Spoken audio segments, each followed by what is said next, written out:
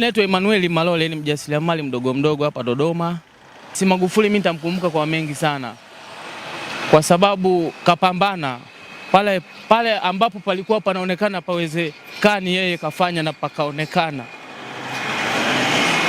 Nikimzunguzia Magufuli mimi siwezi kumaliza, ila tunaomba nisema haya machache kwamba Magufuli ni mwanaume kwa nafasi yake. Kayaminisha dunia kwamba inawezekana.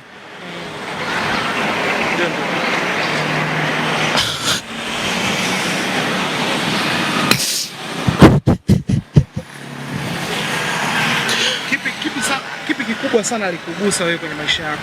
Magufuli mwana kaishi ndani ya ndoto ya wengi.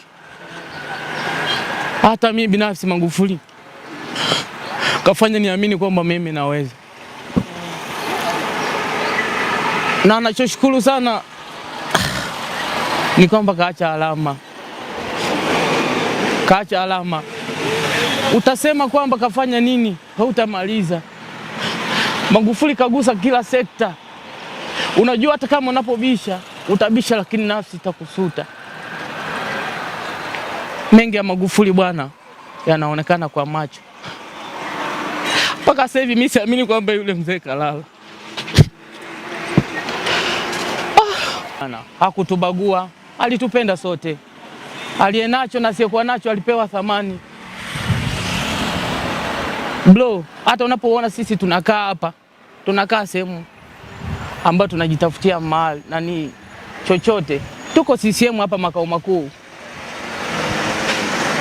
Tumehifadhiwa, tunaheshimiwa, tunapewa nafasi kama Watanzania wa kawaida. Kaka, sina mengi ya kusema, lakini namuombea tu kwa endako Mungu ampumzishe kwa amani.